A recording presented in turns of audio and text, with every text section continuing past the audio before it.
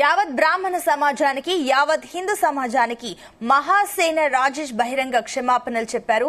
ఇక పిఠాపురం కుక్కటేశ్వర దేవస్థానంలో మహాసేన రాజేష్ బహిరంగ క్షమాపణ చెప్పారు. 2020లో జరిగిన విగ్రహాల ధ్వంసంలో తనకు హైందవ సోదరులకు అపార్థాలు చోటు చేసుకున్నాయన్నారు. తాను అప్పుడు సోషల్ మీడియాలో పరిశుభ్రతపై మాట్లాడిన మాటలు వాస్తవమేనన్నారు. తర్వాత వాస్తవాలు తెలుసుకుని అలాంటి వ్యాఖ్యలు మాట్లాడి ఉండకూడదని అనుకున్నట్లుగా తెలిపారు. దీనిపై బ్రాహ్మణ హిందూ పెద్దలు కేసులను ఉపసంహరించుకుంటున్నామని ముందుకు వచ్చారు. భవిష్యత్తులో ఇలాంటివి ఇంకా జరగకూడదని మహాసేన రాజేష్ ను క్షమిస్తున్నట్లుగా విశ్వ హిందూ పరిషత్ వెంకటేశ్వరరావు తెలిపారు.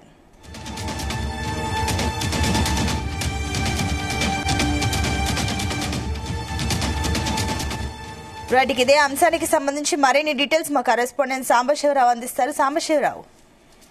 Thank you Sunitha.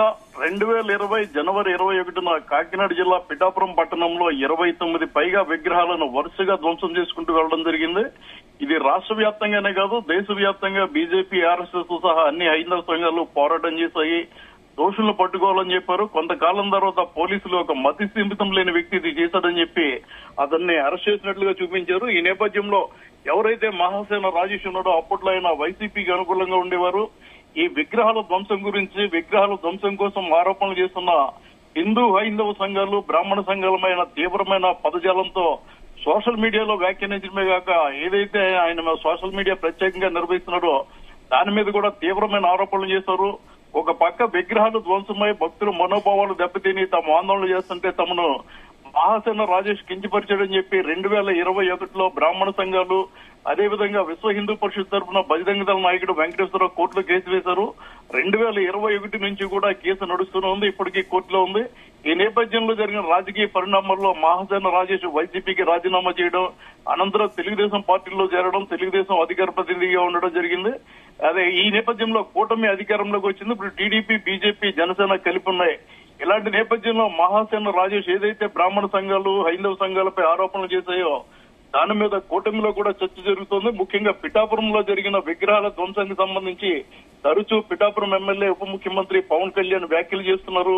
విగ్రహాలు ధ్వంసం చేశారంటున్నారు. కూటమిలో పొత్తులో ఉన్న తెలుగుదేశం పార్టీకి రాష్ట్ర అధికార ప్రతినిధిగా ఉన్న మహాసేన రాజేష్ కూడా ఈ పరిణామాలు ఇబ్బందికరంగా మారాయి. కోర్టులో ఈ నెలలో కూడా హీరింగ్ జరిగింది. ఈ నేపథ్యంలో మహాసేన రాజేష్ ముందుకు వచ్చి తాను అపార్థం చేసుకున్నాను, తనకు పూర్తి వాస్తవాలు తెలియకుండా కొందరు ఇచ్చిన సమాచారం మేరకు మాట్లాడడం జరిగింది.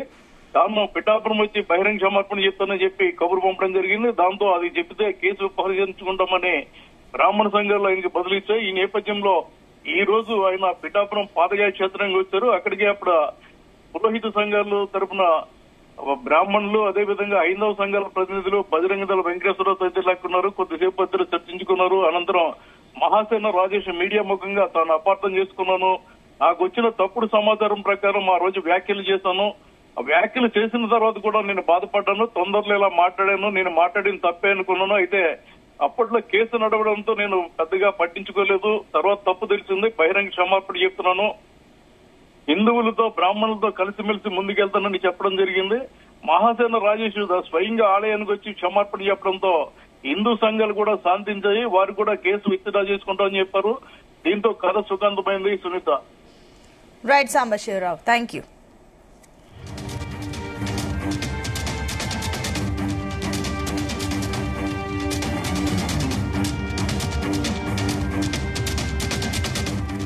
యావత్ బ్రాహ్మణ సమాజానికి యావత్ హిందూ సమాజానికి మహాసేన రాజేష్ బహిరంగ క్షమాపణలు చెప్పారు. పిఠాపురం కుక్కటేశ్వర దేవస్థానంలో మహాసేన రాజేష్ బహిరంగ క్షమాపణ చెప్పారు. 2020లో జరిగిన విగ్రహాల ధ్వంసంలో తనకు హైందవ సోదరులకు అపార్థాలు చోటు చేసుకున్నాయన్నారు. తాను అప్పుడు సోషల్ మీడియాలో పరిశుభ్రతపై మాట్లాడిన మాటలు వాస్తవమేనన్నారు. తర్వాత వాస్తవాలు తెలుసుకుని అలాంటి వ్యాఖ్యలు మాట్లాడి ఉండకూడదని అనుకున్నట్లుగా చెప్పారు. ఇక దీనిపై బ్రాహ్మణ హిందూ పెద్దలు కేసును ఉపసంహరించుకుంటున్నామని ముందుకు వచ్చారు. ఇక భవిష్యత్తులో ఇలాంటివి ఇంకా జరగకూడదన్న ఉద్దేశంతోనే మహాసేన రాజేష్ ను క్షమిపిస్తున్నట్లుగా విశ్వ హిందూ పరిషత్ డైరెక్టర్ వెంకటేశ్వరరావు తెలిపారు.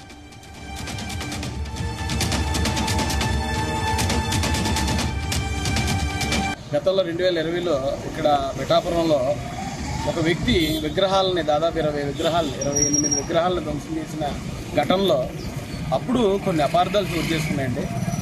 ఎప్పుడైతే ఎవడో గుర్తు తెలియని వ్యక్తి ఆ విగ్రహాలను ధ్వంసం చేశాడని ఎవరినో ఒకరిని అరెస్ట్ చేశారు.